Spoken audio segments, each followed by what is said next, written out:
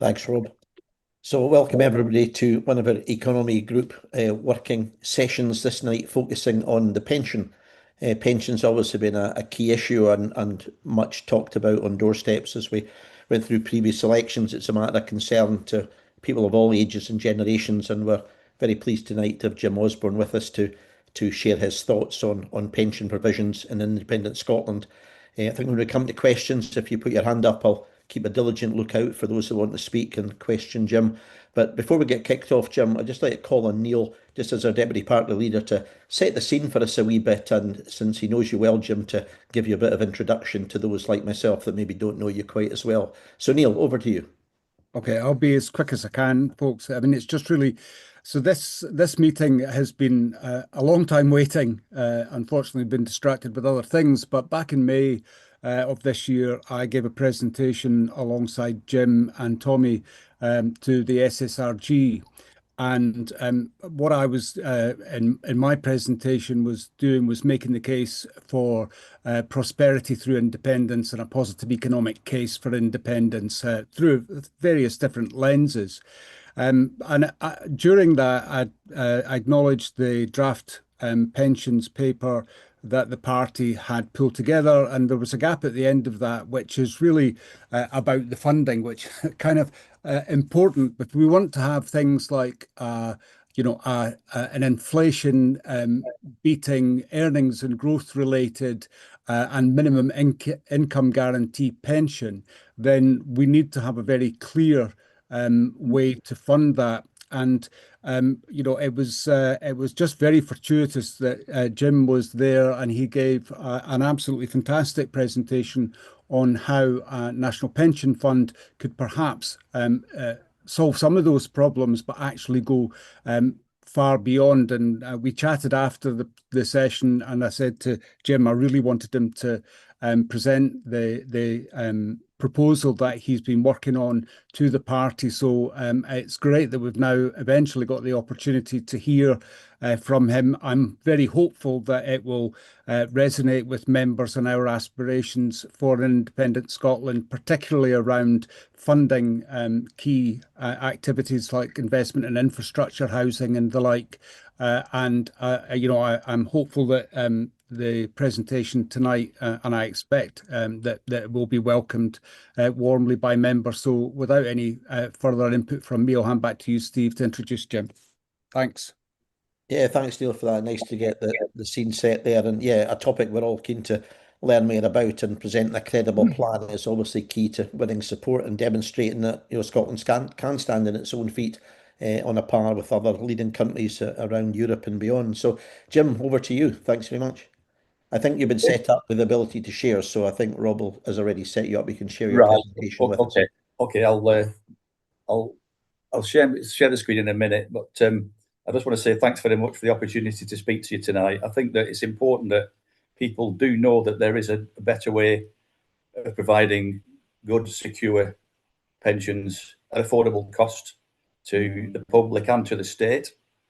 So what I'm going to talk about is how we can do that.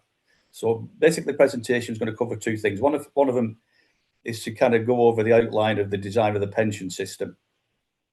And the second part is really about how what I've described as a national pension fund can function as a people's wealth fund to invest in the future of Scotland. So that's basically the outline of the talk. So I'll see if I can share my screen now.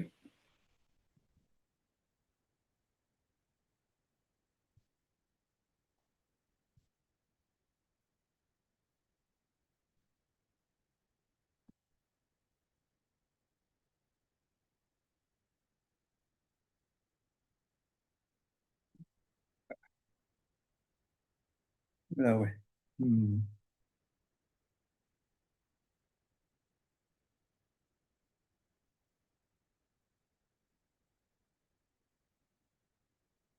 a bit of a trouble finding how to share this. I've got the Should be a green box. Yeah, should be a green box at the bottom I've got corner. that. I've got the presentation window open, but I can't see it on the screen.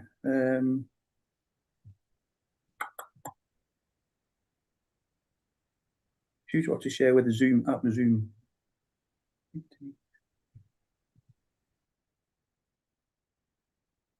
I thought we might have a technical problem here.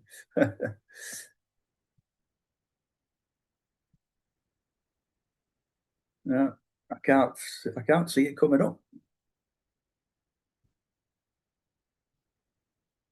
I just can't see the presentation appearing. Are you getting the box, Jim, to be able to search your files, your open windows?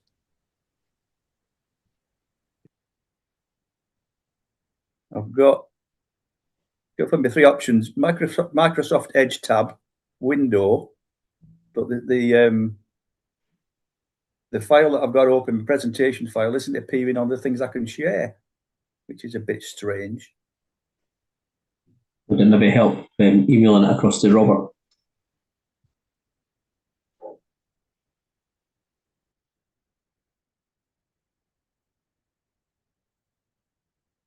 I mean, I've got the thing open, so I'm not quite sure if I can't share it.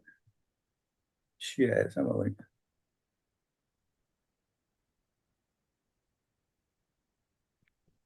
If you just share screen and you're if you've got Yeah, I've done that. on your screen, Yeah, you should. I've done that. I mean, I've done screen sharing before.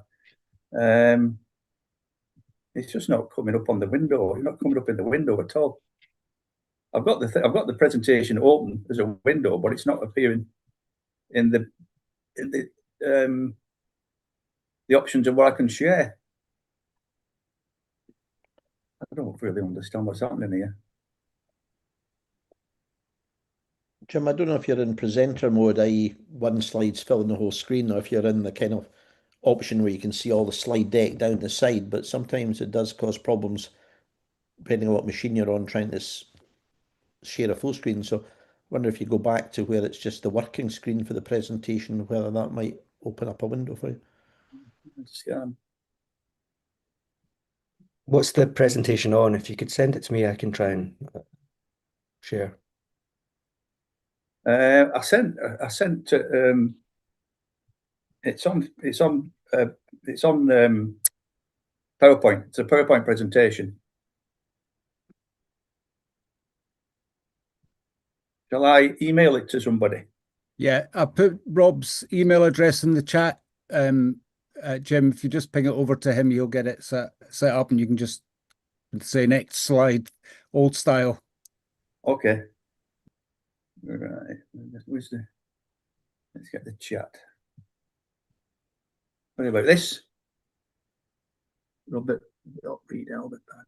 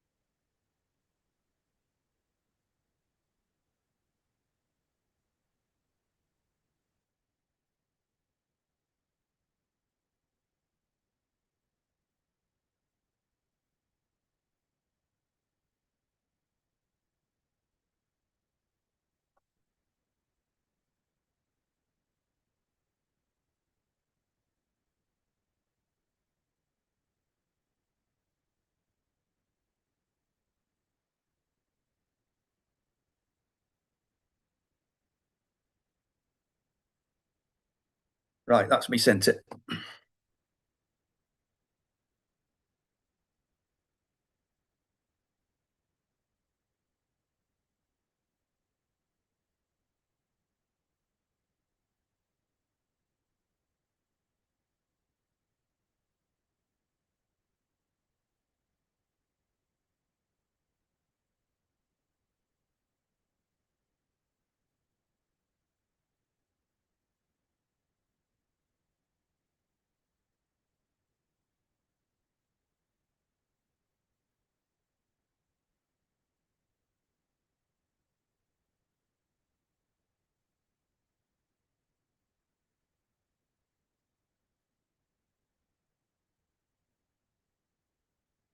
Right, okay. That popped in yet, Rob?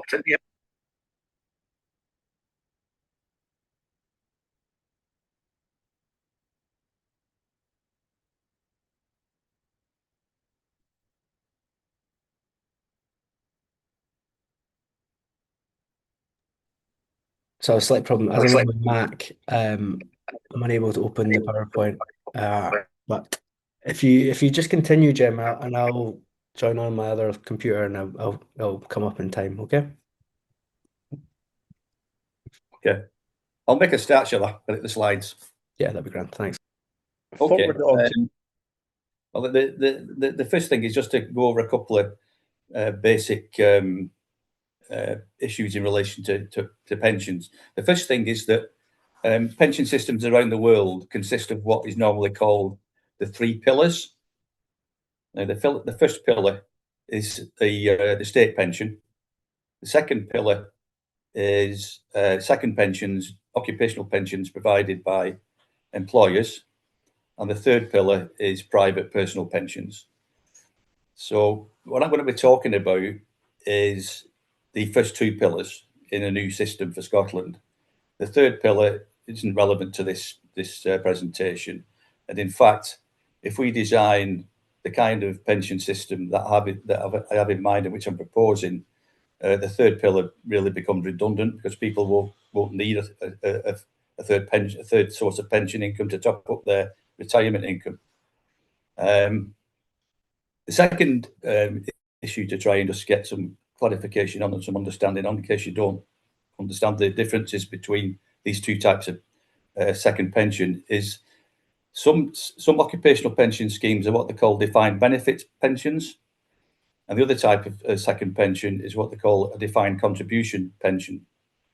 The difference between the two is essentially that a defined benefit pension, your pension is predictable because it's based on a formula which relates the length of time you've been working and making pension contributions to your final earnings.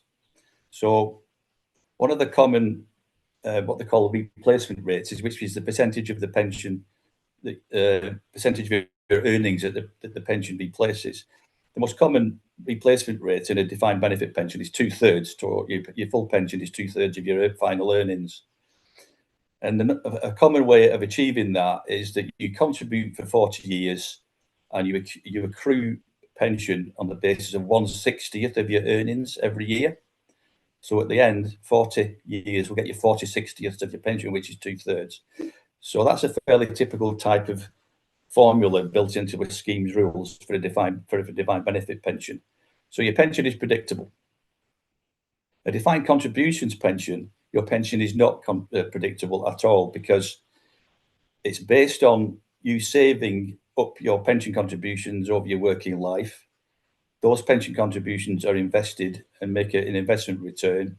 And when you reach retirement age, you've built up what is called a pension pot, which is a combination of all your contributions and all the investment returns that's been made over the years on those contributions.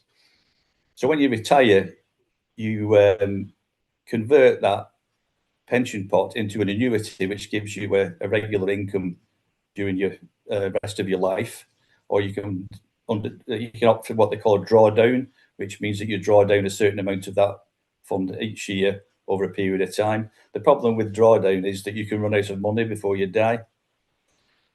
So the problem with that kind of pension is you can't predict what your pension is going to be because it all depends on the luck of the draw, how well you've done over the years with investment returns.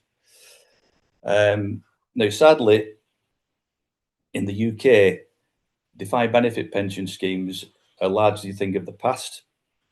They still remain in place in the public sector, but in the private sector, defined benefit pensions have largely become extinct, and they've been replaced by defined contribution schemes. So that is one of the features of the UK pension system. The UK has got one of the lowest state pensions in the developed world because it has largely privatised its pension system, and it requires people to rely heavily upon second pensions provided by their employers or taking out personal pensions of their own. And that is one of the things that the proposals I've got for Scotland replaces this scheme, which is largely broken. We have huge problems in the UK with pensioner poverty.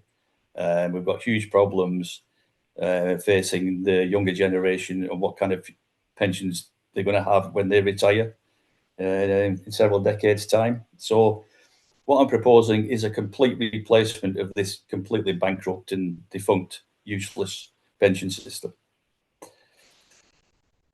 So are we able to get the slideshow up on the road yet? Yes. So I've talked through the first 2 slides now, basically.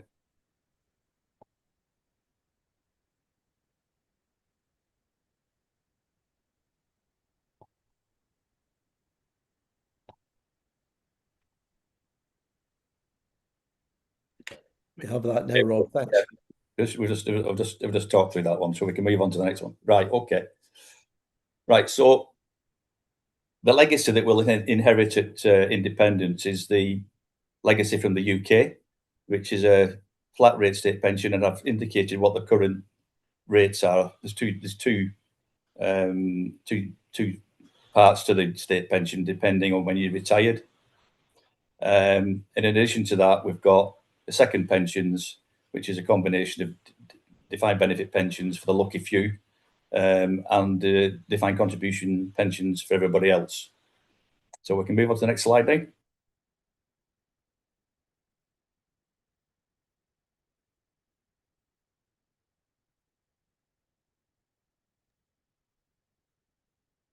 Sorry, it should be turned now.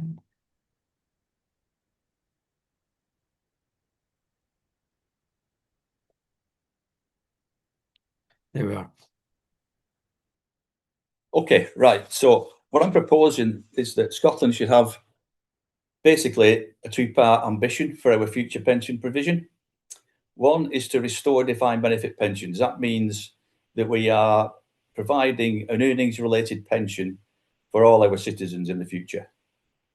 And the second ambition is in the process of creating this National Pension Fund. We are also creating a wealth fund which we can use to invest in the future of the Scottish economy. So I'm going to talk about why we need to do this and how we can do it. Next slide, please.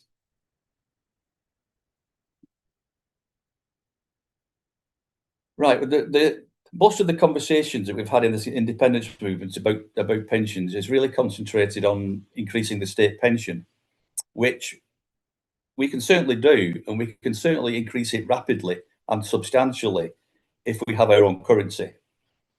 But even if we increase it substantially, it's not going to be enough to provide adequate pensions on its own in independent Scotland.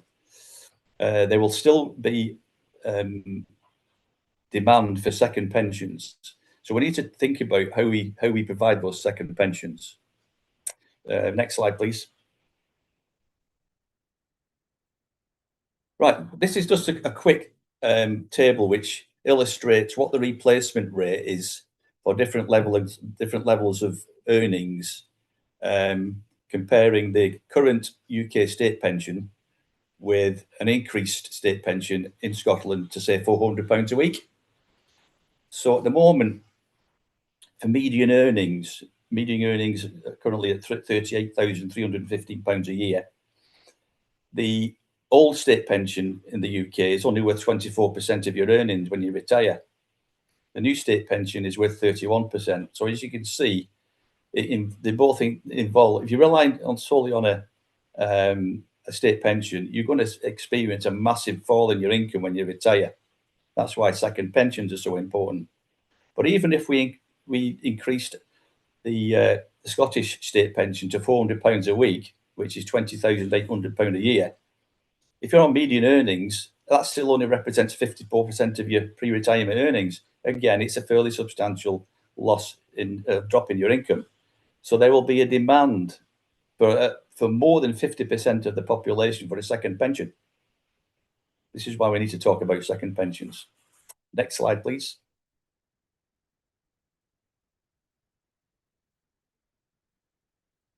So the way in which we can restore earnings-related pensions in Scotland is by creating a national pension fund. Now, one of the reasons why this is a viable option is because the ratio of workers to pensioners is predictable, because if the National Pension Fund is a universal pension fund in which all citizens can be members, then this worker pensioner ratio is predictable because it reflects the demographics of the whole nation. Those demographic trends are predictable because one of the important areas of statistics which are maintained by governments is demographic statistics. So we know how many workers we're going to have, when we're going to have them. We know how many pensions we're going to have and when we're going to have them. We can predict it all. Now, that means that you can design the funding of the National Pension Fund on what is called a pay-as-you-go basis, which means that you can set a contribution rate which is sufficient to pay to create contributions income every year, which are sufficient in themselves to pay all the pension benefits which are due to be paid in that year. It's a pay-as-you-go system. Now, one of the features of employer-sponsored defined benefit pension schemes is that the worker pensioner ratio isn't predictable and it falls very quickly. So if you look at the number of workers contributing into the local government pension schemes, which are DB schemes and which are still in existence, if you look at the number of workers compared to the number of pensioners in the local authority schemes, there is only 1.1 worker to every pensioner, which means that these schemes are financially unsustainable and rely heavily on investment returns. Alternatively, a national pension fund does not rely heavily on investment returns because the contribution rate and the contribution income is designed to be able to meet the cost of pension benefits itself. It is what I call the primary source of liquidity in the fund to pay pensions is contribution income. So next slide, please. Right, so the proposal is to create an earnings-related pension system. So this consists of three key components. One is a state earnings-related pension, SERP as I call it. Now this would replace the flat rate state pension that we inherit from the UK. So we'd scrap the flat rate pension and replace it with an earnings-related pension from the state. Now I'm proposing just provisional. These are figures which are subject to public debate and consensus. But I'm working on the basis of that the SERP would provide a pension of 40% of earnings, provided you've got a full contributions history. The second part of the system is a national pension fund, which provides a full pension for 50% of earnings. So together, they provide a replacement rate of 90% of earnings. That would put Scotland within the top 4 or 5 countries in the world in terms of the quality of our pension system. And the third component is a guaranteed minimum pension for people whose, there will be people whose earnings fall below a certain level, and they would find that even a full 90% pension would still fall below a guaranteed minimum. So there would be a top-up element from the state on top of the SERP. So these are the three basic components of the pension system that I'm proposing. So next slide, please. So the next question is, well, how do you create an NPF?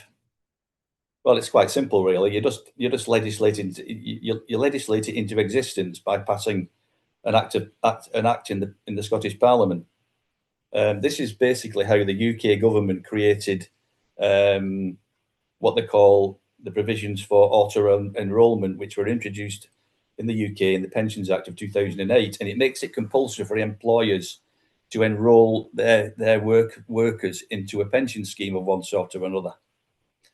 So we could introduce an Act of Parliament in Scotland which sets up the National Pension Fund and compels employers to enrol their workers into a national pension fund, and by doing that, they're enrolling them into a defined benefit pension system.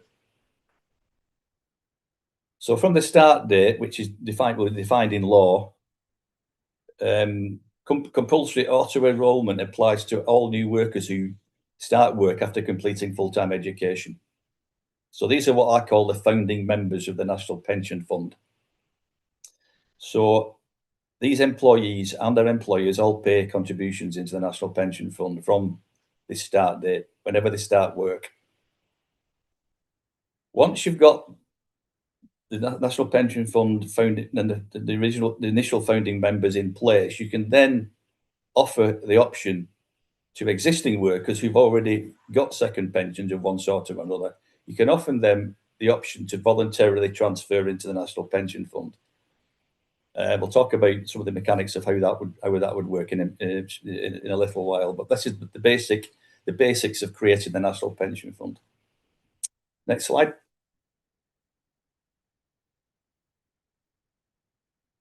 Have you jumped one there?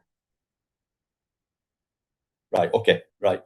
So this is the basic. These are a basic illustration of how you can design a national pension fund, which will deliver a full pension based on a full contributions history of 50% of your earnings. So one of the factors is what they call the accrual rate, which is the percentage of earnings that you accrue as pension every year of your working life. So the accrual rate I'm proposing for the National Pension Fund is 1/80th. That the qualifying employment period is 40 years. So that after 40 years, you will earn yourselves a pension of 40/80ths, which is 50% of your earnings. That's the basic formula which relates your contribution history to your earnings. And it's just a basic design rule, scheme rule that would be built into the National Pension Fund rules. Next slide, please. Right, so contribution, there's calculation a pay-as-you-go contribution rate. So the pay-as-you-go contribution rate, which is represented in this equation by C, it equals the replacement rate times the pensioner to worker ratio. So R is a replacement rate, PWW is a ratio of pensioners to workers. At the moment, in Scotland, the current pensioner to worker ratio is about 1 to 2.8. There are about 1 million pensioners and about 2.8 million workers. So if the replacement rate is 50%, then the contribution rate required to fund that is 18% of earnings, and that would be split between employers and workers. This is just an illustration. It's not necessarily how it will work out, but I'm just showing you the basic maths behind how you calculate it.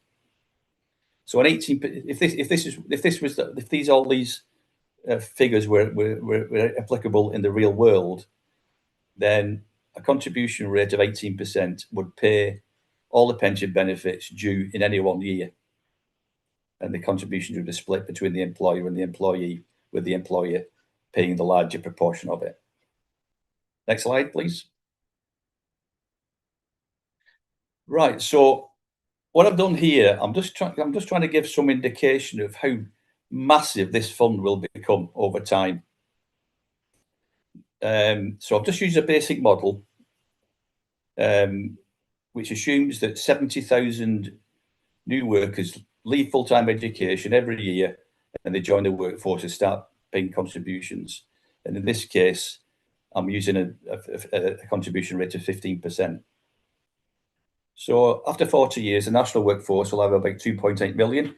And I use the existing Scottish working population of 2.8 million and divide it by 40 to get it to 70,000. So if average earnings are 20,000 a year, this graph shows you the exponential growth in the size of that fund over time, and it doesn't take account of any impact of wage growth or inflation on the values. Now, the reason it grows so quickly is because contributions are coming in, but none of this founding membership cohort retire for 40 years, so there are no drawings out of the fund until the first 70,000 who joined in year 0 or year 1 retire at year 41. So the fund grows hugely. And as you can see, based on even these modest figures of a £20,000 average earnings and a modest contribution rate of 15%, after 40 years, this fund is worth 172 billion. It's huge. Next slide, please. So what I'm proposing is not a flat contribution rate for all employees. What I'm proposing is that we have a graduated contribution structure, so which means that the higher your earnings are, the higher your contribution rate is.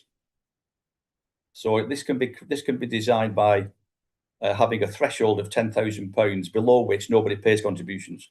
They can be members of the NPF, but they don't pay any contributions if their earnings are under £10,000. There is a first tier between £10,000 and £50,000 where the contributions of 25% of your earnings within this tier. So if your earnings are £50,000, you pay contributions on £40,000 of that because you don't pay contributions on the first 10. And then the third tier of this is earnings above £50,000, contribution rate is 35%. So next slide, please. So what this table shows you, there's a lot of information to take in here, but what this table illustrates is what the contribution rate is for different levels of earnings. So for somebody who's only earning £10,000, they don't pay any contributions. If it's £12,000, they're paying what the equivalent of 2.6% of their earnings. And as you can see, as the earnings rise, the contribution rate rises. So it's like a progressive form of taxation. It's a progressive form of pension contributions. This is how I'm proposing that we structure the contributions framework. Next slide, please. Right, what this is attempt to do. What I've done is I've looked at the UK earnings statistics. They are available from the ONS, and you can access data on the earnings at the different percentiles and deciles in the population. So I've used deciles rather than percentiles because it reduces the table to 10 rows rather than 100. So these are actually based on real live UK earnings data. It's the earnings data for 2022-23, so it's not bang up to date, but it gives you a picture of how different earnings brackets in the real world, what their pension contributions would be based on that structure I described to you a couple of minutes ago. So it gives you a total. The total working population is 2.8 million. The total contribution income is 21.56 billion, and total wages are 107.5 billion. Now, from those statistics, you can work out the average wage is 38,400, which is very close to that median that I described to you earlier on at 38,315. The average pension contributions are 7,700, and the average contribution rate is 20.5%. But as you can see, that's the average. If you're on lower earnings, you don't pay 20.5% of your earnings in pension contributions. But that gives you a flavour of what the real thing would look like based on real world earnings data. Next slide, please. Right, just want to deal with this issue of transfers into the National Pension Fund, how that would be dealt with. So, if you're somebody who's contributing into a defined contributions pension fund, you will have built up a fund with a easily discoverable value. So the way in which this transfer would work is that the value of your pension pot would be converted into contributions credits in the National Pension Fund.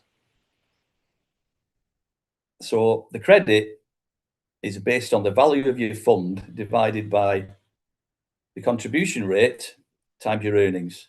So if you've got a pension pot of £54,000 and the contribution rate is 18% and your earnings is £30,000, your annual contributions based on those earnings at 18% is £5,400. So a £54,000 pension pot would buy you 10 years credit in the National Pension Fund. 54,000 divided by 5,400. So that would buy you a credit of 10/80ths of your earnings. So that's the basic way in which transfers would be calculated. So once you transfer, you get that credit, and then you continue to build up further credit by contributing into the National Pension Fund until you retire, and then your final pension will be based on your total year's contributions and your earnings at that time. So next slide, please. I think it might be questions time now. Yeah, questions time now. So over to you guys. Thanks, Jim. A lot of information there, and clearly a huge amount of thought and work that's gone into that so far. I've got a few questions, but I'll keep my position back and let the floor go first. So ladies first, and Diane, then Alan. Thanks. Thanks, Steve. Hi, Jim. Thanks for that. I was kind of going to ask, obviously, I've got 3 pension pots. Yeah. One from the DWP, one from the Scottish Parliament, and one that's currently running with the House of Commons. So obviously my 3 would have to get put in separately. But how would it work for somebody who's, say, the same age as me, who's got 15 years left until the 67 cut off for retirement age, or the earliest retirement age? It'll be 65 in this scheme. No, I'll be 67. I know, but if this scheme was live, the retirement age is 65. All right, okay. Well, that's made me happy. 13 years, not 15. How would it work for somebody like me who, say, only has a very small pension pot to donate, but has worked their entire life? Right. Well, if you've worked your entire life, if you've been in those pension schemes, you've been in public sector pension schemes, haven't you? Yeah. Well, those public sector pension schemes are all defined benefit pension schemes of one sort or another. I think the first one is. My second 2 aren't. Are they not? No. Right. Okay. Well, if you've got 3, you've got quite a few options there, because what you could do if you've already got a defined benefit pension, you've got the option of keeping that. It would be a deferred pension in your existing scheme, and you would collect that when you retire. So you could keep that. If you've got 2 defined contribution pensions, separate pensions, you could roll them in. You could put the combined value of those 2 pension pots into the National Pension Fund and earn a credit for the total value of those 2, and then they would buy you a credit. Now, one of the things that will be important to this, that it will be sensible for people to get financial advice on their options where they're in a position like you, where they've got several pensions, and it'd be a question of then, which ones are worth transferring? How much credit will I get? Am I better keeping them, or am I better transferring them in? And that will vary from person to person, depending on how long they've got left before they retire, and so on. Also, another factor which we'll also take into account is what your accrued UK state pension inheritance is as well. I'll be coming to that in the second part of the presentation. Okay. Yeah, thanks, Jim. I'll probably be getting a full UK state pension. I've already contributed enough to get the full one. Yeah. Well, I'll come to that after, but just briefly, whilst you've raised that, what will happen is that the Scottish Government will take over responsibility for that UK state pension, and it will increase it. As I said at the beginning, there is plenty of potential, if we got our own currency, to increase that pension. Oh, brilliant. Thanks, Jim. Okay. Thank you. Alan, thanks. Thanks, Steve. I knew you were sucking up to Diane there, getting on before me. Right, I was going over. I mean, like Diane and various other ones like ourselves. I mean, I've got my military pension. I've got 11 years of my military pension, which is similar to the way you were doing the calculations, because I think I get something like 11/22 or 11/24 of my pension for the military. But I've also got my council pension from being elected and various other private ones through different employers. I've noticed on the slide, the one slide before it says the distribution slide. There was one before that. Yeah. And it's I don't know if it was maybe a typo or something on there, but I noticed it says, looking at it, it looked like on that it said the employers would pay less, but previously you had said the employers would pay more. I don't know if that was just maybe a typo on the slide. There was a lot of information to take in one go on that slide, to be honest with you.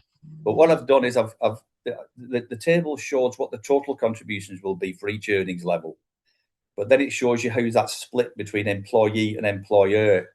So I don't know if there's a typographical error at the top of the column or not. I'm not sure, but that totally split between the employee and the employer, and the employer component is definitely larger than the employee.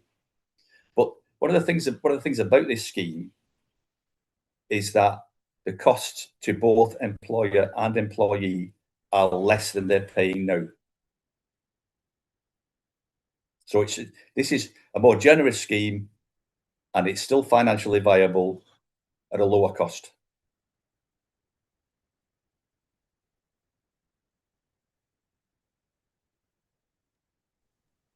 Thanks. That's all I had from it.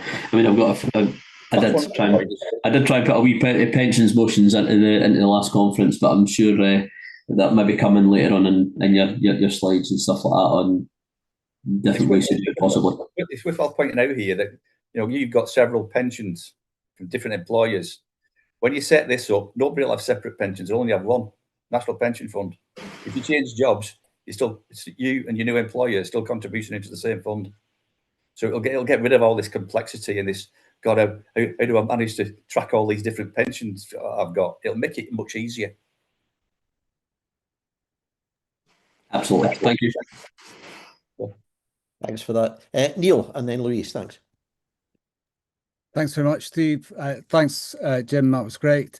I guess the one question you've already said you're going to pick up on it, which is the important, which is that transition from where we are now with UK state pensions and moving into a Scottish Pension Fund, National Pension Fund. And so one of the big questions that are issues that I had to deal with as an MP was many people were on very low pensions, and most of their top-up supplements that they'd taken out to make sure that they had a little bit extra were eaten up by tax. So I don't know if that's part of the reckoning. I mean, there's the obvious charge that's going to come at those of us who are determined to see an independent Scotland and have a much fairer, just system. We will be told that this is pie in the sky, it will never work, your figures are wrong, there's all of that kind of stuff. And I'm not in any way suggesting that that's the case here, because you've clearly, the subject and you've done your homework. But it's that transition and the role of tax within pensions. I don't know if that's something that you're going to pick up on later, and if so, I'll wait until you get to that. But that's something I'd be keen to hear a bit about. Yeah, I'll come to that. But if we're talking about taxation as the source of funding for state pensions, I'll address that. But on the question of people being caught for tax, if you've got a low pension, then you shouldn't be paying tax on it. But that's a separate issue, and that's a whole different area of Scottish policy that needs to be developed pre-independence. Is we need to think about how we design our tax system. Yeah, that's great. Thanks very much. And we certainly need a much more generous tax threshold than currently exists in the UK, which is now being frozen for another three or 4 years by Rachel Reeves. Yeah. So we need to sort that out too. Okay, we can get creative with that. That's great. Thanks. Louise, thanks for waiting. Hi, my question is kind of two parts. One is you've got this situation, become independent. Day one, the new employees, the young employees start on the scheme. Older employees, opt in their what you'd say their private, their employers type pensions, but not their state pension. Obviously, UK government immediately object to paying out our UK state pensions, even though they've put in the contributions or whatever. But on day one, it's fair enough to expect that because it's only day one. But a few years down the line, the people who are maybe say they've been working 10 years, 20 years by this time, but it's only 5 years into independence, right? These people who are most of their pension, as it were, has been state pension, UK state pension, PN. So they're not really free to move that or do anything with it. It's kind of, it's hopefully accumulating in a sense, but it's not accumulating because that's paid by tax.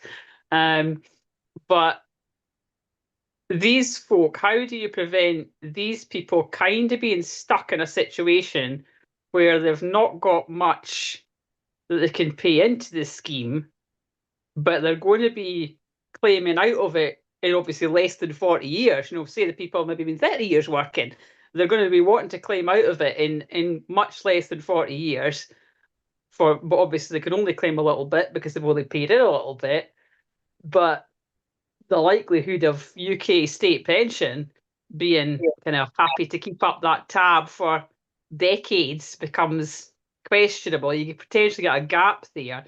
And the other gap, which and was possible to predict, is at the moment we've got 40,000 working age people a year. 40,000? Yeah, 40,000, I think it is.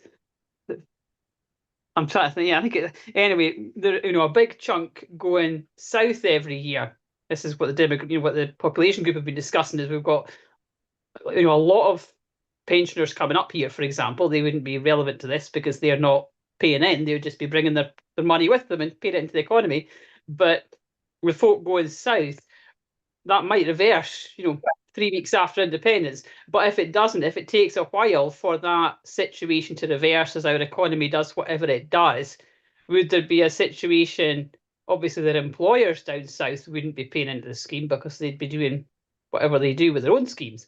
Yeah. But would those employees down south have a way of paying into the Scottish scheme in some way so that they are, in a sense, able to then come back here a few years down the line? That door's not closed to them because they've been away for a while. And obviously they'd be contributing into the scheme.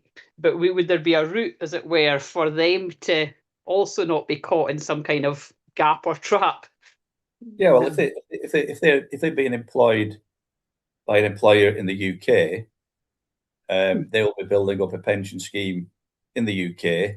It'll be denominated in UK pounds, but if they come back to Scotland to work, they'll have that pension. They can convert that pension into Scottish pounds, and they can transfer that as a credit into the National Pension Fund. And they could also earn themselves credits in the Scottish state earnings related pension by doing that. Because I'll explain this a little bit later, but basically, how you get credits in the state earnings related pension system is from the pension contributions you make into NPF. In terms of the UK state pension, the UK will not be paying the state pension after Scotland's independence. The Scottish government will be paying it. Yeah, because I'm just thinking that could create a bit of a gap in the sense that they've got up to potentially 39 years worth of these folk who are going to have to kind of be accommodated, who would be UK state pensioners, as it were. You're producing that, realistic, massive sum of money that's paid in if you've only got pay-ins for the first 40 years. But you've only got pay-ins to that fund for the first 40 years, but you've got take-outs from another fund for 39 years of that, which is a separate gap. I'll be covering where happens to this state pension business during this transition. I mean, you're right to have raised this issue about what happens during this transitional period. I'll be trying to cover some of that in the next part of the presentation. So hopefully that will answer some of your questions then. Hi, thanks. Rob, and then back to Neil, and then I'll come in afterwards if that's okay. Hi, Jim. I was just wondering if this is kind of modelled off any other country or numerous countries or combined kind of creation, taking inspiration from other nations, or is this something that would be quite unique in terms of the way you've structured this?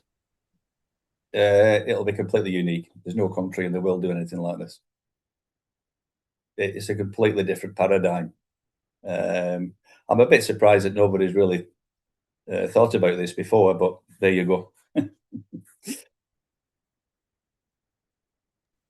Thanks, Neil. Yeah, just picking up on that point a moment ago about the UK state pensioners who switch over.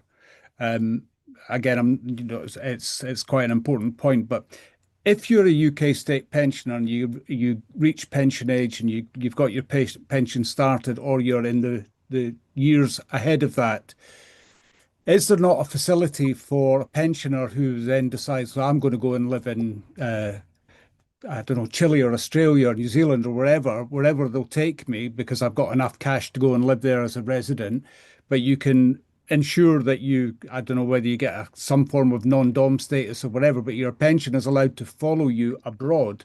Would there be scope for some of those people, so currently retired, already on UK state pension, but living in Scotland, and so the pension commitment to them is from the UK government? Is there a mechanism that could be used, I'm not saying should be, but could be used to allow them to continue just as any other expat would be allowed to? No, I don't think the situations are equivalent. What will happen is if somebody is already getting the UK state pension, after independence, the Scottish government will take responsibility for continuing to pay that pension to them. Okay. That pension would be uprated in line with whatever we did. Regime is decided on that we would do it. I mean, what I'm recommending in this scheme is that because the earnings-related pension system uprates naturally in line with wage growth, that we index all other pensions to wage growth.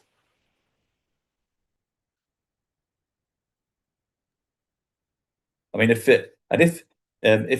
you were a Scot receiving what used to be the UK state pension from the Scottish government and you went abroad, the Scottish government would be responsible for paying it whilst you were abroad. Yep, thanks, Jim. Since the hands, I'll sort of chip in. You're probably going to come on to this, Jim. Sounds like you are, but I was interested to unpack a bit more this relationship between what would be if you like, the state SERP, the state earnings relations pension, which would effectively continue as a pay-as-you-go for a number of decades, at the same time that from independence forward, new people coming into the scheme would be putting money towards the National Wealth Fund. So you can envisage a situation where to increase that SERP level, does that place a bigger demand, for example, on national insurance contributions? So therefore that needs to be unpacked to show how you preserve levels of generation through NI to keep funding the health service and welfare benefits, as well as making sure there's funding for the pay-as-you-go system. And then on a high level for the National Wealth Fund, that then creates almost a pseudo level of taxation, and you layer the two together, and what does that do on people's then kind of net earnings?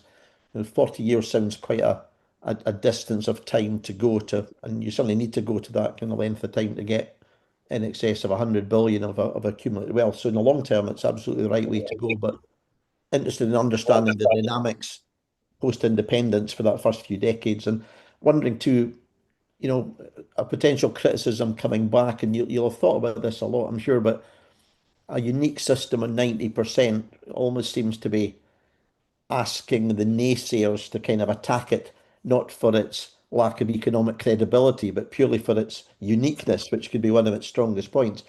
And yet at 70%, we'd be on a par with probably the best of the Nordic countries, but that level of taxation would reduce the level of gap analysis to make up when NI and things would come down as well. So wondering what your thoughts are on how precious that 90% target is. Is it kind of a, effectively, I don't mean it in this way derogatory, but is it a kind of vanity network that grabs headlines as how good things could be in independence, or does it leave us more open to criticism of effectively trying to be over ambitious and unrealistic, perhaps? Keen on your thoughts. Yeah, I don't. I mean, the 90% will attract a lot of criticism. They'll say, "How can you afford that? I mean, that's just pie in the sky." But I can demonstrate that it is financially viable. It is financially viable, but that doesn't mean that that's what we should set it at. I mean, what we should set that replacement rate really depends on what are the ambitions of the nation as a whole. We need to have a debate about that. The other question is, can the Scottish economy, has it got the productive capacity to meet the demand that this level of pension provision will create? And that's where the National Wealth Fund issue is really, really important, because the National Wealth Fund, it needs to invest in the Scottish economy to increase its productive capacity for the future, so that when people retire, the economy is able to provide for their needs and everybody else's as well. And so if the Scottish economy isn't sufficiently productive, a 90% replacement rate might be inflationary. It may be a problem to actually deliver to the supply, the demand that it will create. So there is those issues in relation to the future capacity of the economy, which are the real issues. In terms of financial affordability, it's there. But that is a more important underlying issue that we need to think about. But the decision of what the replacement rate is, whether it should be 90% or whatever, and what contribution the SERP should make and what contribution the NPF should make to that total replacement rate, is also a matter for discussion. I mean, you can get to 90% by the NPF providing 60% and the state provided 30%. You can tweak it. The whole design is hugely flexible, and it's all down at the end of the day to making democratic political choices about which way you want to go and how you want to design it. But the whole thing is completely flexible. No, I agree, John. That's one of its real strengths. Couple of just other quick queries. One was on, what impact would costing in a triple lock, for example, a solid triple lock be, to give that kind of comfort and security of numbers, if you think that remains relevant? And also, from a purely party perspective, party's always been supportive of the WASPy women and their claims, and that could be, I don't know, pick the number, a £2 to £4 billion debt over time if one was to take that on board. Have you any thoughts just on those two kind of factors and how they fit in the mix? And maybe you'll come on to things like that at the end. I don't want to hold you up just now, if that's maybe coming later in a more broader discussion. The WASPy women I don't think the WASPy women problem is really relevant to this scheme.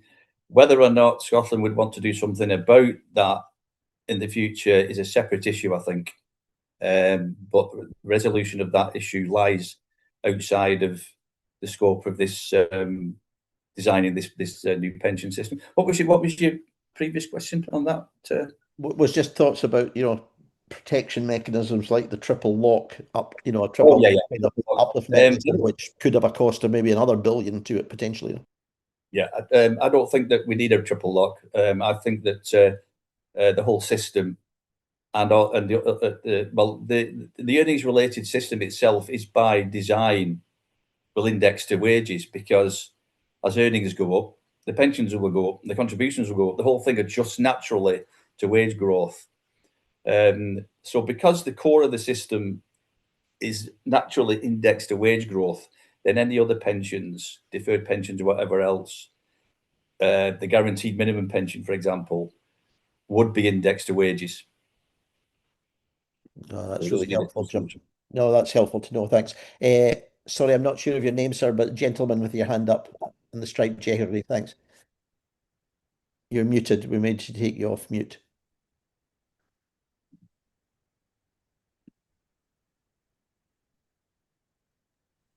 I'll just take one more question, then we can move on to the next bit of the presentation.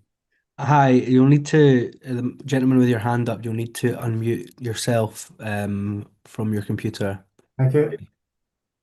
What about pensions that we have civil service pension and a health service pension and state pension? How does that manipulate into this new scheme?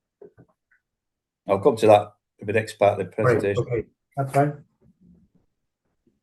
Thanks, Jim, for being so patient with the questions here. Back to you, and hopefully Rob can pick up the presentation again.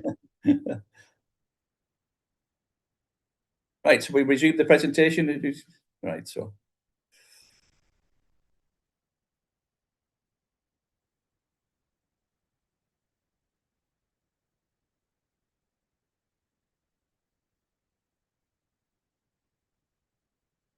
Let's tap through a bit to the.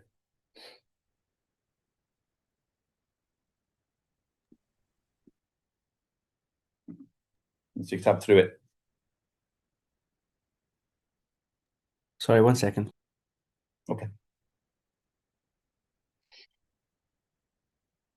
Go back. Go back one.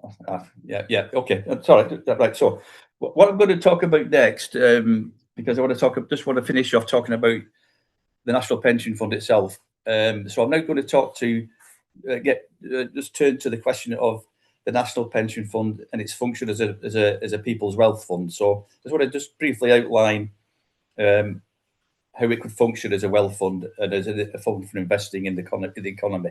So next slide. Right. So this is a simple diagram of the what I think the structure of the National Pension Fund would look like. So the key fund is the cash fund, because this is the fund that will manage the income from contributions plus any cash that might be injected by the state into. There's an underlying state guarantee which underpins all this. So the state effectively acts as the sponsor of the scheme, like an employer acts as a sponsor for a scheme when it's a private sector defined benefit pension scheme. So cash comes in into this cash fund, and this fund is then responsible for making the pension payments, paying for operating costs and so on. So this is the key cash fund. So the cash fund is supported by two buffer funds. Now, the reason we need a buffer fund is that although the basic contribution rate is designed on a pay-as-you-go basis, it's very, very unlikely that you're going to ever get a perfect match between contribution income and expenses. So the buffer funds are there to deal with fluctuations in that cash flow. So when there's a deficit of contribution income compared to pensions and operating expenses expenditure, cash can be withdrawn from these buffer funds to supplement that shortage. So one of the buffer funds will provide this function by investing in bonds. So that will be government bonds, sovereign bonds from various governments around the world, including the Scottish government. The thing about bonds is that they are what you call a liquid asset, which means that it is readily tradable and converted back into cash. You would do that through a stock exchange. So Scotland will need a stock exchange to support these two buffer funds. So Fund A will deal with sovereign bonds, government bonds, and corporate bonds. So when there's surplus cash available, it'll be transferred into the buffer funds to hold it. There is a reserve to support the cash fund. The other buffer fund will invest in shares. Now, these are also what they call liquid assets, because shares can be quite easily bought and sold on stock exchanges and converted back into cash. Bonds and shares also earn returns because you get interest payment on bonds, and you get dividends on shares. So there is an investment return which will come back in to benefit both of these buffer funds.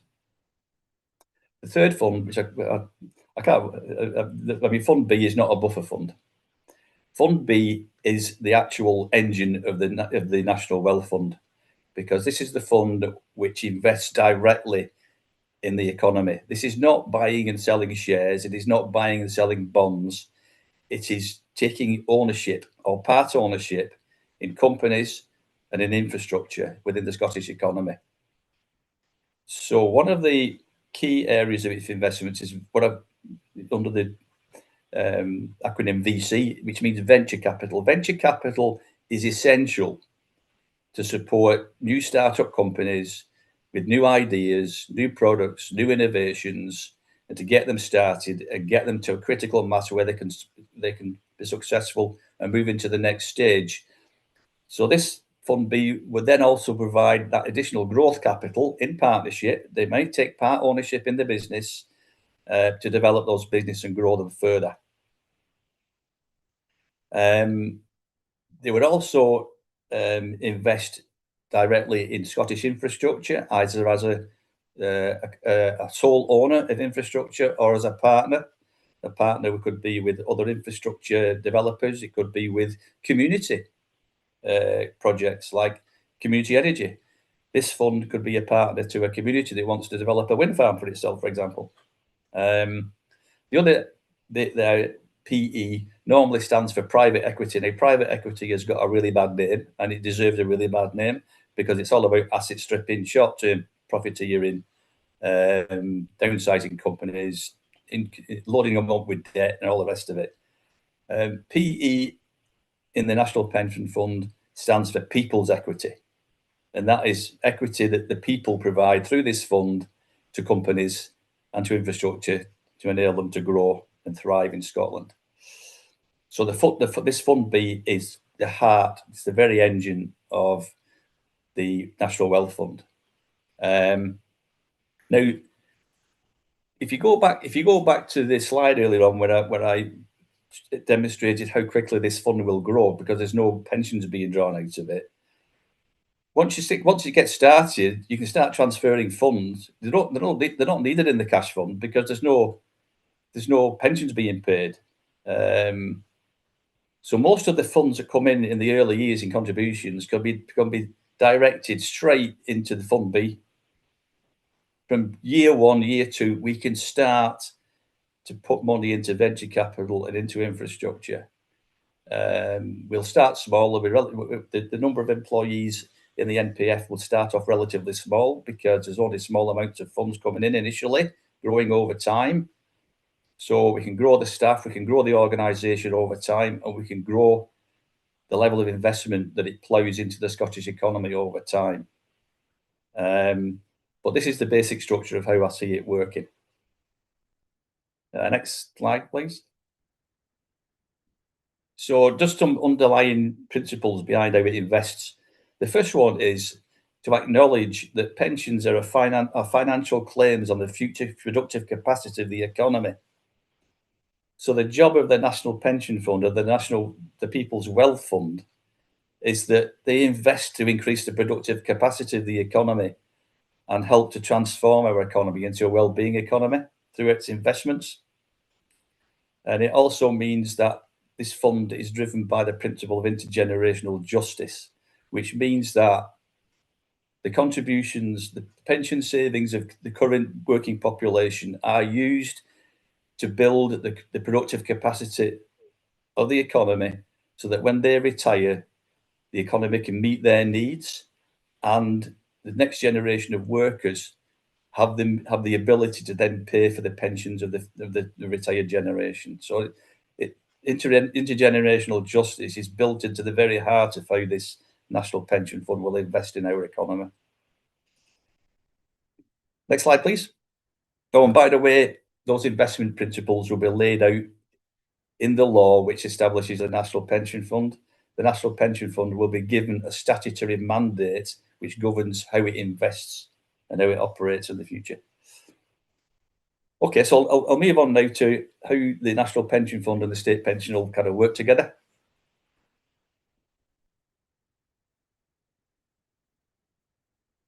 I didn't really mean to put this slide there, but anyway, I'll talk about it. So, yeah, go on, put it up again. I'm just going to, what I'm trying to summarise in this slide is how the design of this pension system completely changes the dynamics of how the pension system works. In the current system, we have thousands of different separate pension funds, and they're all competing for returns. It's a zero-sum game because for every winner, there's a loser. In the current system, pension funds focus on maximisation of returns, and they seek to maximise.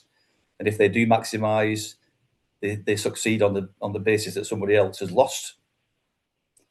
The whole system is based on financial speculation. It involves a wealth transfers from the poor to the rich, drives inequality. And the current system has also created a risk transfer from capital to labour, from labour to capital, I should say, with a shift from defined benefit to defined contributions. All the risk has been transferred onto the backs of employees. This future system, the returns are shared because everybody is in one big fund. It's a big mutual fund, so all the returns are shared. It's a win-win because there's nobody losing. Everybody's winning because it's a big, large mutual. And the focus of the investing is on purpose. Not on the returns are not critical because the financing of the fund has been designed on a pay-as-you-go basis, which means that there's potential to invest the fund on an overall no-loss basis. You don't have to make huge returns. You can, as long as you get your money back over time, adjusted for inflation, there is no need to be chasing maximisation of returns. This system delivers productive finance and not speculative finance. It involves mutual wealth sharing, and the state underwrites the risk. The risk is collectivised, and will restore defined benefit pensions and reliable, predictable, and secure pensions for people. So this design system, and it's relatively simple, just completely changes the dynamics of how the system works compared to what we've got now. Okay, next slide, please. Right, okay, so the way in which the National Pension Fund and the state earnings related pension fund work is that entitlement to the SERP is based on your contributions into the NPF. I'm proposing that SERP is non-contributory. So I'm proposing that we abolish national insurance contributions. Now that's going to be alarming for a lot of people, and that is alarming because everybody thinks that NICs pay for the state pension, and they don't. The UK is a currency issuer. The UK government issues the pound. The UK government has the monopoly rights over the issue of the pound. It controls its currency. So the state pension in the UK is paid from an account which the UK government has with its central bank, the Bank of England. The Bank of England is instructed to pay whatever pension benefits fall due whenever they fall due. And the Bank of England cannot refuse because that spending has been authorised by Parliament, and that authorisation comes through the instructions from the Treasury to the Bank of England to make the payments. What national insurance contributions do is a form of taxation, and that taxation mitigates the fiscal impact of that pension spending afterwards. So NICs are designed so that they collect enough tax revenue to offset the pension spending. So because national insurance contributions do not pay for pensions, you could abolish them quite easily. What you need to do then, and this is a political decision, it's a policy decision, the government needs to decide what size of overall fiscal deficit it wants to run. And then it can decide how much of the fiscal impact of state pension spending needs to be offset by tax.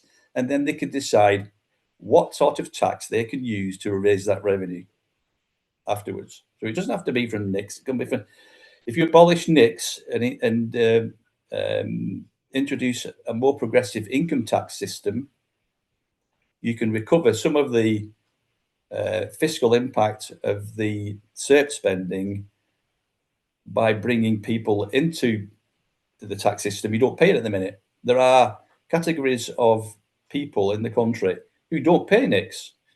People who earn an income from renting property, for example, they don't pay national insurance contributions. The highest and most wealthy pensioners, they don't pay national insurance contributions, but they can pay income tax. So the tax system can be designed to recover whatever level of taxation a government decides it needs to meet its own fiscal policy targets. And they're political decisions. They're issues of democratic choice. So we could abolish NICs, no problem whatsoever. Next slide, please. Right, so the third component in this system is a guaranteed minimum pension. Now, this is designed to make sure that nobody falls below a legally defined minimum income in retirement. So I've just shown you a simple example here. And it's based on a scenario where the guaranteed minimum pension is set at £400 a week, which is £20,800 a year. So if you're somebody who's earning £22,000 and you have got a full contribution history into the National Pension Fund, so you're entitled to 90% of your earnings. 90% of 22,000 is only 19,800, so it falls below the guaranteed minimum pension. So what that would mean is that the state will pay a supplementary pension of £1,000 on top of the state earnings related pension that they pay as well. So that's how that would work in principle. Just a simple example. Next slide, please. Right, this is the complicated bit, because there's going to be a transition period, because the NPF for the first 40 years will essentially consist of its founding members. And during the transition period, there is the option of workers with existing pensions to transfer in. Well, there are some other issues in relation to the transition period which I need to just touch on and give you a brief introduction to what they are. So next slide, please. So one of the questions is, what happens to people who've got an accrued UK state pension entitlement? So I think there are three options for this group of people. One is that they can retain their accrued pension. So if you've accrued through your national insurance contributions entitlement to half of the UK state pension, for example, you can retain that and transfer into the earnings related pension system, the SERP NPF system. You can transfer in and keep your UK state pension entitlement that you've accrued so far. That would become what they call a deferred pension, and it would be kept. Your record of that would be kept by the Scottish Government, and it would be uprated by indexation to wages every year. And you can collect that deferred pension as it's been uprated every year when you retire. And that is an additional pension element on top of your NPF and SERP pension. The second option is to convert your years of national insurance contributions into credits for SERP and transfer into the earnings-related pension system. So what that would mean is that if you've got, say, 10 years, 20 years of national insurance contributions, that will earn you 20 years in SERP. So you've got that option as well. The other option is to completely opt out of the earnings-related pension system altogether and continue to contribute for a Scottish flat rate state pension, which would be it start as an inheritance of the UK state pension. So you can opt out of that. You can keep the flat rate state pension, and you can continue to pay the contributions into your existing second pensions if you wish. So those are basically the three options that people will have who've got UK state pension entitlement at independence, which will be a lot of people. But eventually, this group of people will disappear over time as people die off and stuff. 40 years later, the National Pension Fund will be fully 100% of the working population, and there won't be anybody lying outside of it any longer. Nobody will be left who's accrued any UK state pension entitlement. So eventually, this group will fade away. So it's a transitional position. Next slide, please. So the big question: what happens to public sector pensions? Now, somebody asked us about this earlier on. I don't know. Is there another slide? Let's have a look. Yeah, there's another slide. Right, there are two types of public sector pension schemes. There are the funded schemes, which are for local government employees, the 11 local government pension schemes in Scotland. Now, what I mean they're funded is that pension contributions help to pay for the benefits. The pension funds invest those contributions, trying to get investment returns, and the combination of the contribution income and the investment returns pays for the pension benefits. But there's another set of public sector schemes which cover NHS staff, teachers, police, fire service, and civil servants. They're unfunded. They are pay-as-you-go schemes, which means that they are designed so that the contributions collected from people who are still working in these professions, they are used to pay for the pension benefits. So these schemes are the largest pension schemes in Scotland. They're the largest pension schemes in the UK. They are all defined benefit pension schemes, although many of them have also got top-up defined contribution pension schemes on top, which are optional if you want to opt in to get a little bit more of a pension. But the basics of these two groups of schemes, they're all defined benefit pension schemes. So the question, what happens to them when the NPF starts on day one? Because from that point on, any new teacher who's joining the teaching workforce, having just finished full-time education, is automatically enrolled in the National Pension Fund. Any new council worker who starts their first job for a council after finishing full-time education, they'll be auto-enrolled in the National Pension Fund. So what it means is that these schemes effectively become closed to new members. And that means that the contribution income that they get declines over time. And so in both of these cases, the transitional period is going to require intervention by the state, which is not any great radical changing things, because actually, ultimately, the state pays for these schemes already.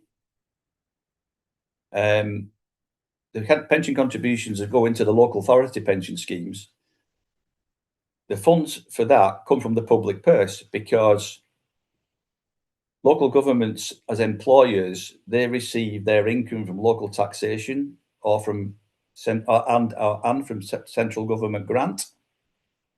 And those public funds then pay the wages of the employees. And from those wages of the employees, the employee pension contributions are made.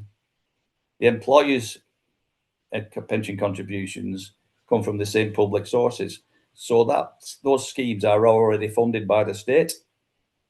The unfunded schemes are also funded by the state because the wages of the NHS staff, the teachers, the police, the fire service, and the civil servants, who pays their wages?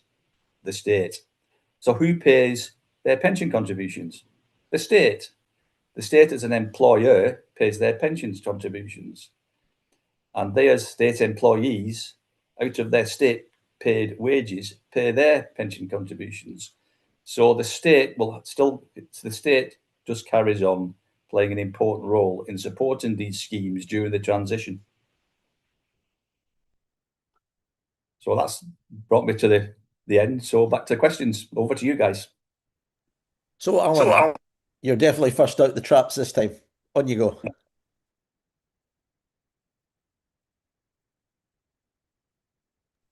But having given you that great intro, you're muted. I'm used to not having it on.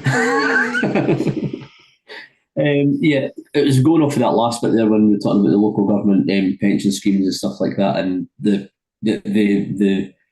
non-funded one where it comes to civil servants and stuff. Yeah, I mean, I've got various different pension schemes through my military one, which I'm not sure if that comes under a local government one or if it comes under one of the non-funded ones. But I certainly know when I was through every job I've had, certainly know every job I've had, I was enrolled automatically in paying into my pension fund as well as my employer, which included the military. And as a councillor, that was exactly the same. So, I mean, I know there are some differences around that, but I'm just not sure where the differences would lie. That's it. I'm glad you raised that because it's something I haven't thought about. So it's something I'll need to investigate. Yeah. So I don't have an answer for you at the minute. But so this is what I want out of these engagements. I need this kind of stuff. This whole the whole idea of having these conversations is that this stuff, these stress testing. I mean, I've got a lot of confidence in it. I've done a lot of work on it. I've done a lot of modelling on it, but it still needs stress tested. It still needs peer reviewed by experts. So great question. So and obviously the military themselves, they've got so many different pension schemes in there. As a military clerk, I had to deal with a lot of the pensions of the guys that were leaving. And we had to go into the calculations on how much they would get if they were getting out at a certain rank and things as well. Obviously, me not being a financial advisor, I wasn't able to give them any proper advice on that. I had to point them into a financial advisor for advice. But there are a lot of, I think if I remember right off the top of my head, there's the AFPS 75. There's the AFPS 05, there's the AFPS 15, and I think they've just brought out a new pension scheme in the military as well. So that's 4 pension schemes just in the military. So that's certainly something that will need looked at, that's for sure. If I'm not mistaken, is there not a unit in Glasgow which deals with MOD Pensions Administration? Yeah, Kentigern House Pensions. Aye, it's on Argyle Street, isn't it? Yeah. Yeah. I think I know somebody who might have worked in there at one time. She lives next door. I'll go and ask her. Absolutely. Yeah, good question. Nice one. Jim, just a couple for me. It sounds as if we're going to have a level of almost like a composite tax burden, if you like, where we've got tax contributions which are contributing to SERPs on the dissolution, if you like, of NICs, a requirement to, I guess, demonstrate to folks where the elements of NICs that went to the health service and went to welfare benefits, etc., will be coming from instead through that fiscal tax regime. And then we've got the contributions towards the National Wealth Fund, which kind of layer on top. Have we got any modelling as yet you can see that a potential criticism coming about, oh, we're going to tax people to death. Of course, we're already taxed heavily with direct and indirect taxation levels, and this is just another form, but with a much clearer set, hopefully, of defined benefits for people coming out of it. Any modelling done as yet, which kind of models a pre and post independence sort of income statement for sort of low, medium, and high earners in that kind of composite tax regime. And clearly, that in terms of developing a policy, it would seem that, as you'd expect, everything's very interlinked. We have to fully develop that fiscal tax policy and regime to sit alongside this, to sit alongside what we do with regards energy and industrial growth, and kind of make that kind of complete circle, that 360 solution to a growth economy, the tax regime that's going to govern the country, and of course currency playing a vital part in underpinning that in terms of securing reserves and value there. Any thoughts on how that comes together? And I guess you've looked at a lot of those things in a lot of detail already. How mature is that? Are those other elements of it? Well, the state earnings-related pension system is going to have an impact on Scotland's overall fiscal deficit. Scotland is going to be running a fairly large fiscal deficit after its independence, because we've got a lot of things the state needs to turn its attention to, putting our public services back on a proper footing. So there's going to be a lot of public spending after independence. Now, how large a fiscal deficit we want to run is a political decision for a government after independence. And it will have to take into account, for example, I mean, it's not going to have to worry about the immediate impact of SERPs, because there isn't going to be any SERPs paid out for 40 years. Well, and until the first cohort of people who've transferred in and reached retirement age start to retire, and then some element of SERPs will become payable by the state.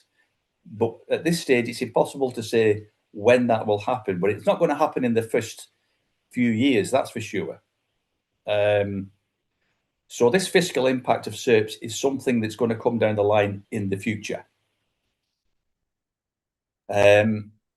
Just to play devil's advocate on that bit, though, if you say that's the case, though, how do you sell the benefits to somebody to say, well, actually, we're 40 years away from having a wealth fund that's reached a level of maturity? Appreciate would be able to draw down on that perhaps before the 40 years, maybe after 20 years or so. But if SERPs also isn't going to kick in, then, you're not going to see that improvement, if you like, in income or standard of living for pensioners for quite some time. So what within the scheme demonstrates that relatively soon after independence, pensioners are starting to see a better standard of living or a better level of income from it? Because asking people to wait 40 years either for a state pension or for a national wealth fund topped up pension wouldn't be immediately attractive in sound bites, I would have said. Well, the new scheme isn't going to it's not going to benefit anybody who's already getting a pension. So if you're already getting the UK state pension, the Scottish Government will take over the payment of that state pension, and they will increase it. And as I said at the beginning, with its own currency, Scotland can increase that substantially very quickly. So they'll benefit from that. They won't benefit from the SERPs NPF system itself if you're getting a pension.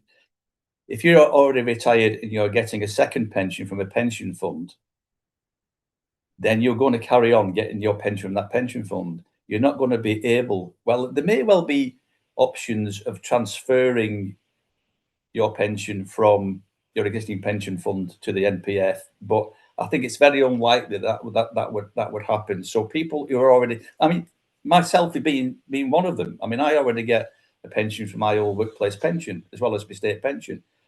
I won't get the benefit of this scheme. What I would get the benefit from is the higher Scottish state pension. So there are benefits for everybody.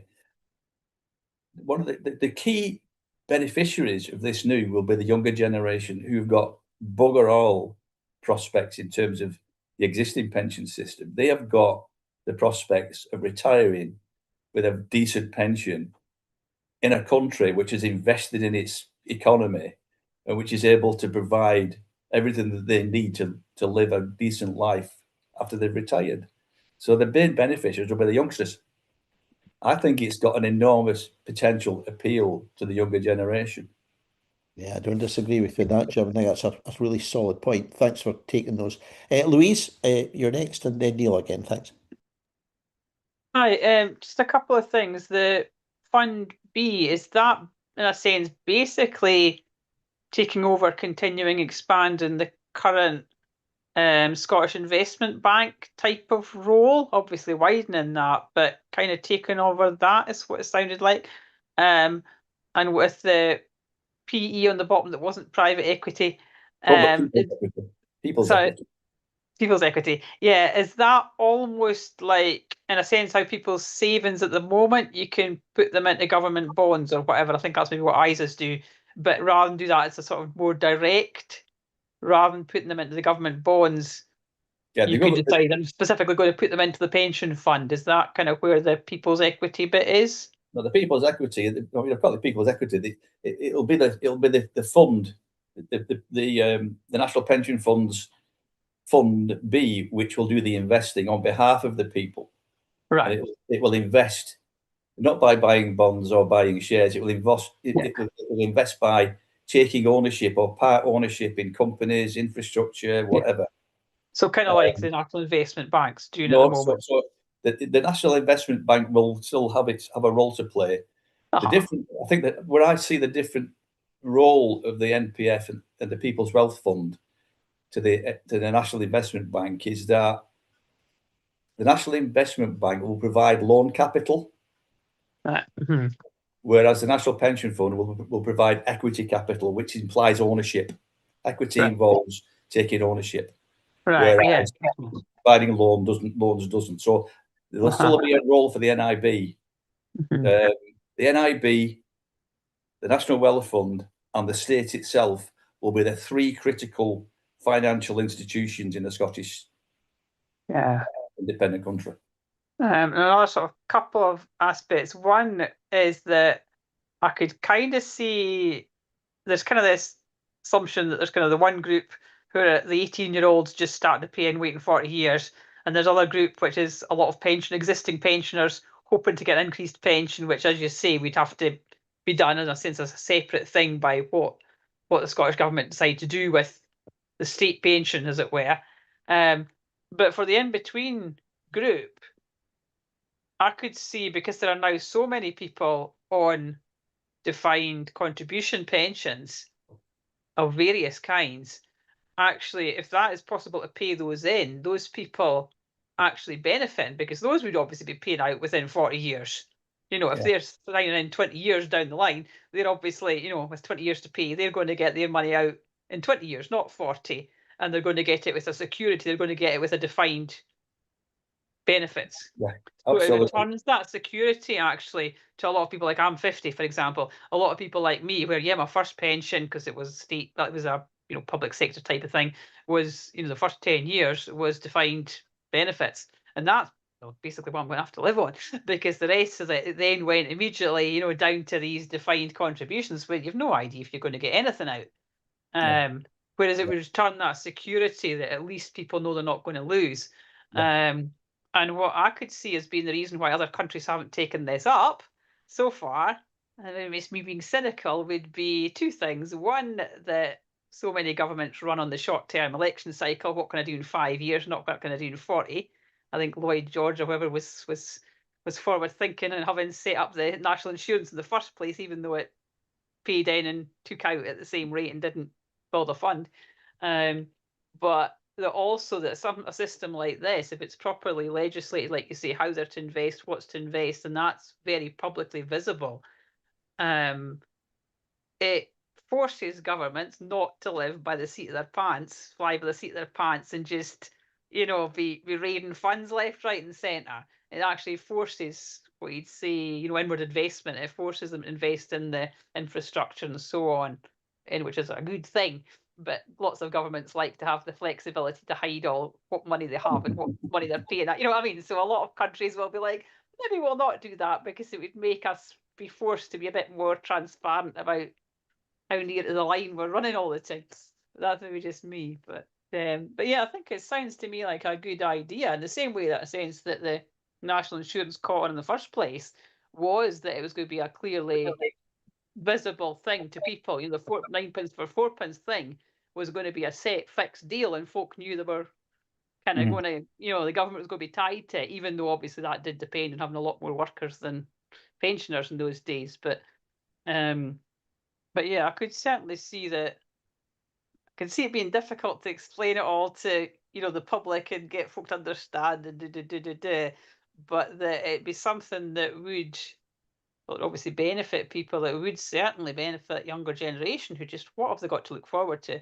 And longer term, medium to long term, you know, 10, 20 years down the line, you know, when some of those people who've put in and now have got the security of having the defined contributions, defined payments, benefits, it really helping to actually build kind of trust, which is what's been so evaporating at the moment in the whole governance system of the social contract or whatever. So yeah, I think Well, it's I think there's brilliant definitely idea. Thank you. there's definitely a very strong incentive for people who've got defined contribution pensions to transfer into the MPF, because they're converting an uncertain pension into a more certain pension, because it's they're converting from a direct defined contribution pension into a defined benefit pension. So it's a big incentive.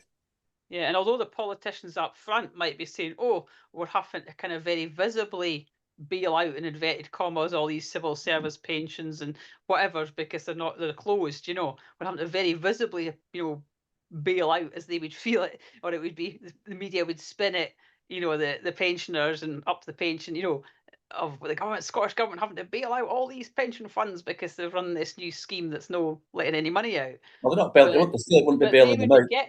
They'd be getting the benefit of all this investment into the infrastructure. You know, all this money is getting invested somewhere. The thing is, the state isn't bailing out the pension funds. What it's doing is facilitated a transition period. Yeah, exactly. That's how the media would spin it. That's how the media would spin it. Disadvantage people unless the state plays that function. So exactly. And like you're saying, because it's, you know, all that stuff that's going into government bonds and so on, that's, you know, that's things the government's wanted. It's not like they're having to find that money from, you know, from somewhere outside, as it were. So it's not like it's not going to balance the books. So yeah, I think it's a good idea. Thank you. Thanks, Louise. Neil, and then Muriel afterwards. Thanks. Yeah, well, I'm delighted that there's been quite an enthusiastic response to the presentation, Jim, and obviously people's thoughts are going down similar tracks to myself. But the big question for us, I guess, is how do we take your great idea and put that into a policy that underpins pensions? And I'm wondering if you've got sort of a written paper setting this out that you could share with us. Obviously, you will be credited throughout. So I think it's a really exciting scheme. And certainly I would be keen for the party to adopt it, but you know, that's for future discussion. But it does beg the question of how do we take all of that rich information you've provided tonight and make that an operational policy. So that's a big question for me now. Right. Okay. Well, after my presentation at the IFS in Glasgow on November the 8th, I was asked by Ian Grant whether I would be able to put all this stuff into a booklet form to explain the proposition. So since then, I have been working on a booklet which explains the pension system, but a companion booklet which also explains how the National Pension Fund would function as a people's wealth fund. So I'm working on 2 booklets at the minute. They're not finished. I'm quite happy to share with you the current drafts. And if you've got any comments, feedback, questions, suggestions of things might need to be covered or things that could be covered better than they are, then just get taught in. But I'm quite happy to share them now. I could do that straight away after we're finished, Neil. That's brilliant, Jim. Thanks ever so much. No, that's really helpful. Muriel.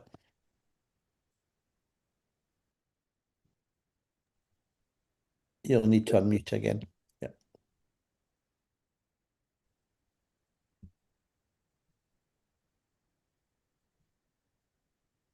Sorry, back to the gentleman with the striped jumper. The two of you have your hand up. Were you wanting to speak?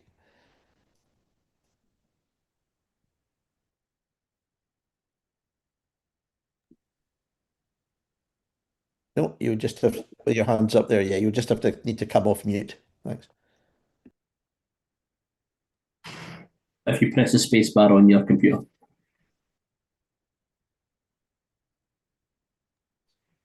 Yeah, you probably need to hold it when you're speaking. Oh yes, I see. With my civil service pension, will that automatically change over to Scotland because I get paid from London? Well, yeah, I'm aware that the civil service pension scheme is paid from London.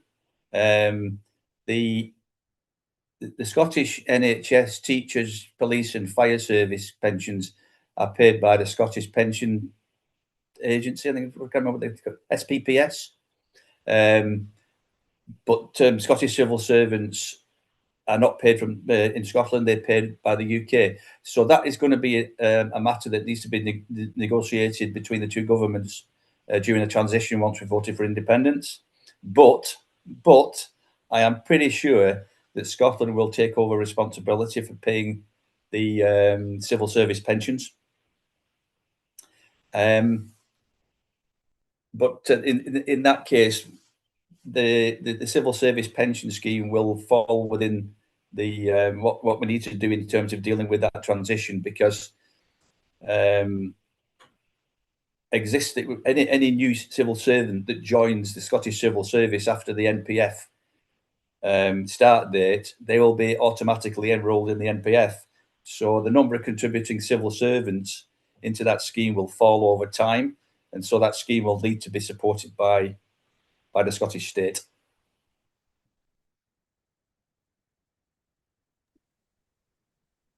Dan.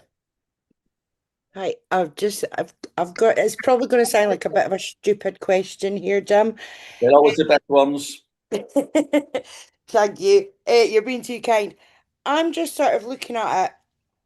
If I take my own sort of, because I've got a potentially direct benefit and two direct contribution pensions, Yeah. plus what I've paid so far in my national insurance years, if I was to take, my current NIC years plus the three pensions that I've paid into up to this point, that actually gives me 54 years of contributions.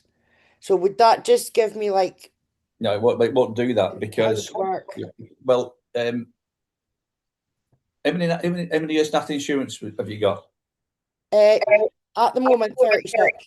36, right? Okay. Well, you only need 35 for a full UK state pension, right? So, after independence, I mean, this is assuming that you're still working at independence, right? Okay, so you're still working, you haven't retired. If you're still working, your full UK state pension will become a deferred Scottish state pension. So let's suppose that your UK state pension entitlement is, say, 12,000 a year. So that will become a £12,000 deferred pension in the Scottish state pension system. That £12,000 would be uprated by indexation to wages, and up until over the years until you retire. So if you retired 5 years later, your £12,000 would have been uprated with wage growth in that 5-year period. So that'll be one part of your pension.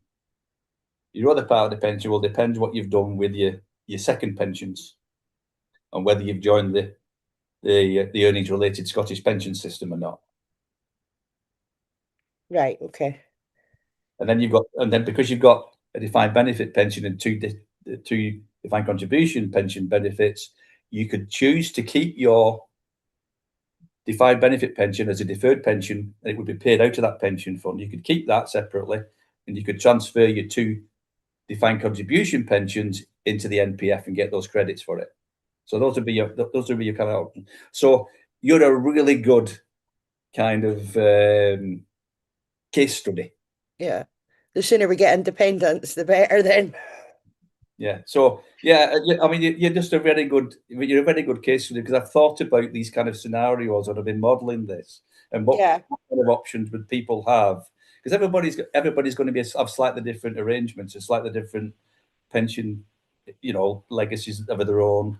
You've got the fellow we're talking about who's got hundreds of pension schemes from his military and all the rest of it. So all different people in different positions. So, but the thing is that the scheme is quite flexible. There's ways of dealing with all this. But one of the things that will be important, and this scheme will completely transform our financial sector. They won't like it because they're quite happy for a just transition for everybody else, as long as nothing changes for them. Well, news for you guys, this is going to change your lives. It's going to give you different jobs. We're going to need a financial sector, that's for sure. We're going to need a big financial sector, but it won't look like the one we've got now. That's for sure. But one of the areas where there will be a lot of job opportunities is in financial advice. People will need financial advice to look at what their best options are, given what we've got here. What this scheme will do, it gives people another set of options compared to what they've got now, because it gives them the option of going back into a defined benefit pension scheme. It just appears to me the way that you've explained it, that it's a much fairer system for likes of, I know military pension guy. And it sounds like a fairer system for our kids. Yeah. And potentially a fairer system, if likes of we're still working when independence happens. It sounds like it's even going to be fairer for us. Going to be cheaper for everybody. It's going to be cheaper for everybody. I mean, for example, if you think about it now, an employer, the combined employer and employee national insurance contributions constitute about 23% of payroll. What we're talking about here is a national pension fund which provides a defined benefit pension to everybody for a contribution rate of 20%. It's cheaper. Yeah. Now, on top of the national insurance contributions, employers also have to pay contributions into a second pension. Now, it might not be a great deal. I mean, I think the minimum contribution rate for a defined contribution scheme in which there's mandatory enrolment might only be 8%. But you add the 8% on, well, that's between the employer and the employee. If you add I think the split of that is 5% employer, 3% employee. So if you add the 5% and the 8% on top of the 23%, that's 31%. So compared with and that's for a defined contribution pension, not a defined benefit pension. Typical contribution rates into defined benefit schemes is 24 to 35% on top of national insurance contributions. This scheme is miles cheaper than what we've got now, and it delivers a much better outcome for people. Yeah, that's brilliant. Thanks, Jim. I appreciate that. Thanks, Jim. That was really fascinating. It's amazing how 2 hours of an evening can flash past in what seems like 10 or 15 minutes. I was just keen to sum up, and the opportunity here is tremendous. I mean, as Dan was saying there, it's an opportunity to give a just and equitable pension for all, particularly creating hope for our younger generations who, frankly, from a pension point of view, don't have anything to look forward to at the moment. It's comparable, if not setting the bar above other leading nations. It's ambitious, but it's based on sound economics and far superior to the very flawed system that we have in the UK today. And with the right messaging and as it matures with your booklets and Q&A and such like, that you can go something that can resonate with both old and young on the doorsteps, and most important of all, I think really stand up to healthy scrutiny from the economists themselves, and I think its credibility would stand for itself. So I think I'll probably speak for everyone on the call and on the party, say that we really look forward to working with you, and we do appreciate very much your willingness and openness to share all the work that you've done with us, and great to have an opportunity to actually contribute to that and play a part in it. But just from all of us, a big thank you for spending time with us tonight, and we hope it's a relationship we'll continue to build on in the coming months as we go to the election in May and beyond to independence. Alan, I knew you'd want the last word, so on you go. Me, who would ever think I speak a lot? No, I'm actually going on that military one. I'm happy to help out, try and get some contacts as well in Kentingham House. I've still got a lot of friends that are still in the military, a lot of friends in the local battalion by us as well, who purely deal with pensions. So, I mean, if obviously Jim and myself can maybe pass our details over, or maybe Rob can send my email across to Jim, then I can, when I get information, I can pass it over for the military element side of it. So it goes towards you being able to put a fully comprehensive paper together. Great, that's really helpful. Thanks. That's brilliant. Yeah. Just what we need. This is what you want. Collaboration. Can't do it all on my own. Yeah, and I think a full-on discussion on tax, perhaps another evening, would be good. Neil, since you opened the night with a few sort of words of scene setting, do you just want to close off for us? Oh, I mean, nothing really I can add to what you've already said, Steve, other than, I knew this would be of interest to members. I'm delighted that it is, and I'm incredibly grateful to you, Jim, for your forbearance and for coming along tonight to share your very comprehensive plan for the future of pensioners in Scotland. It's very exciting stuff. Thank you. And as I say, I'll email you the 2 booklets, the current drafts straight away afterwards, Neil. Thank you ever so much. You're welcome. Thanks for that. I'll thank you. Just finally, Jim, thanks for that. Rob, thanks for looking after the IT side on YouTube. Yeah.